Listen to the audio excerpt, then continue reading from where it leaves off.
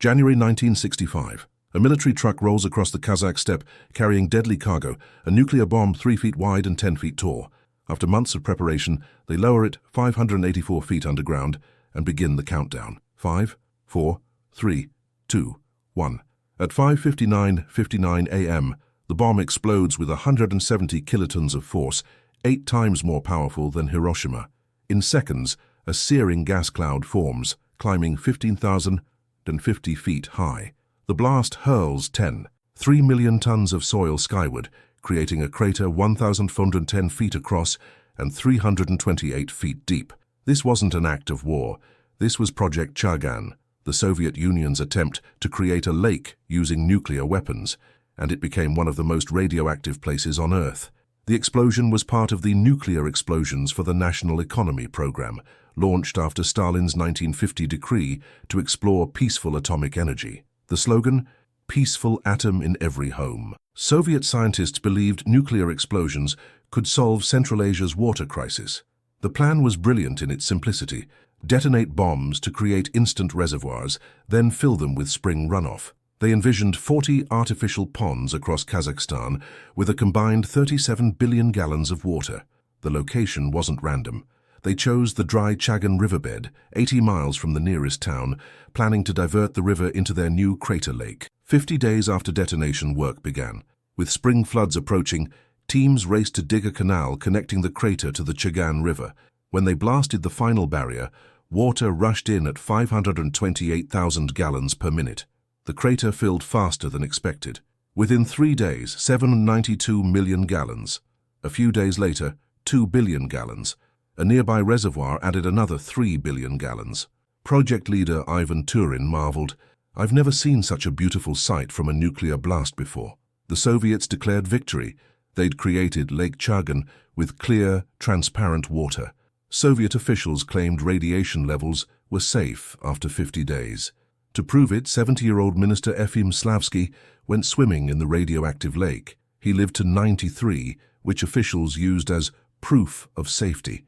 But they needed more evidence. Scientists introduced life into their atomic lake: 36 fish species, including Amazon piranhas, 27 mollusk species, 32 amphibians, 11 reptiles, 8 mammals, 42 invertebrates, and 150 aquatic plants. The results were horrifying. With each generation, organisms mutated beyond recognition. Within years, 90% died. Only carp survived, and they became radioactive themselves, growing over 3 feet long while accumulating deadly contaminants. By 1974, the project was abandoned. The beautiful lake was revealed as the most contaminated spot on the entire test site. Radioactive fallout covered the shore so heavily that 60 years later, it remains dangerously toxic. The drilling supervisor reported that many of his young, healthy workers died prematurely. Plutonium-239 was found throughout the area, with a half-life of 240,000 years. The explosion's radioactive cloud reached Japan and contaminated 11 settlements with 2,000 residents. Those in the worst-hit areas received 14 rem of thyroid radiation in just 18 months, nearly 3 times the safe 50-year limit.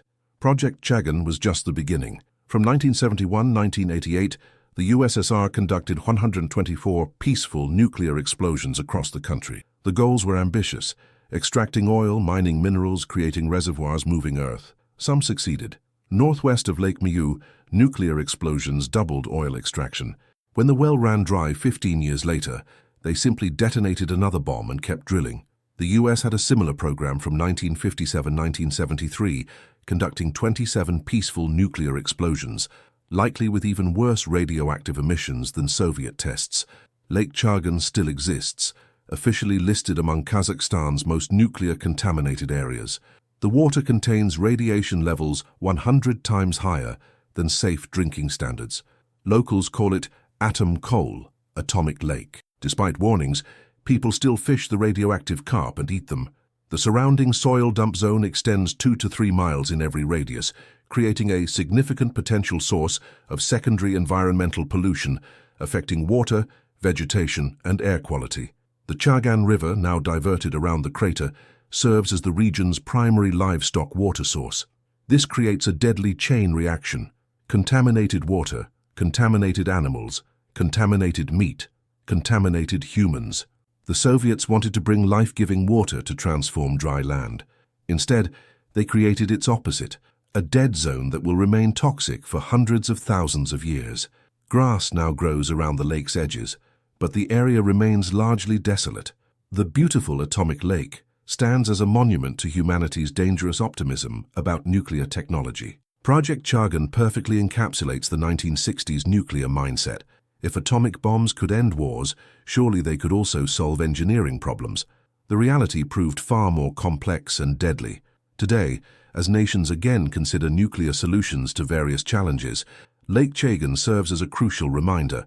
The peaceful atom dream of the 1960s left behind contaminated landscapes, premature deaths, and environmental damage lasting millennia. The atomic lake still glows with radiation, a liquid monument to the hubris of trying to harness the power of the sun for earthly engineering projects.